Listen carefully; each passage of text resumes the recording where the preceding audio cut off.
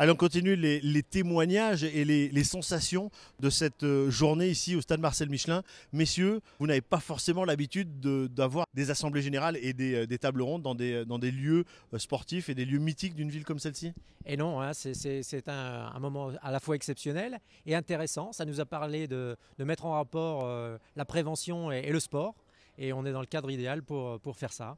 Est-ce qu'on peut dire que c'est plus facile de parler aux adhérents quand on est dans un stade ou dans un lieu qui fait rêver que dans une petite salle de réunion? Ah bah, ça crée de la convivialité, ça crée de la proximité, donc effectivement on se dit les choses plus naturellement, sans crainte, et c'est ce qu'on cherche à faire justement avec les employeurs aujourd'hui, c'est s'exprimer clairement sur la prévention.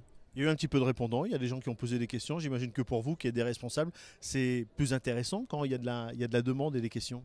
Alors c'est sûr, et puis un lieu comme ça attire quand même. Et donc il y a une implication plus importante des entreprises. Et ce qu'on a essayé d'exprimer justement, c'est que la prévention, ça passait par l'implication des acteurs. Donc tout ça milite pour la prévention. Alors vous qui êtes un ancien perchiste, si on vous avait demandé de sauter comme Renaud Lavillenie au-dessus des poteaux de rugby, est-ce que vous auriez foncé? Alors oui, hein, c'est mon rêve d'être au milieu de ce stade à tenir une perche et à franchir des barres. Voilà, car on rappelle, il y a déjà quelques années, Renaud était venu sauter au-dessus de la barre transversale des poteaux de rugby. Il avait réussi à l'occasion d'un match de Coupe d'Europe. Voilà, c'est la petite anecdote d'il y a quelques années du stade Marcel Michelin. Merci, messieurs, d'avoir répondu à ces questions. Et puis on vous dit à très vite.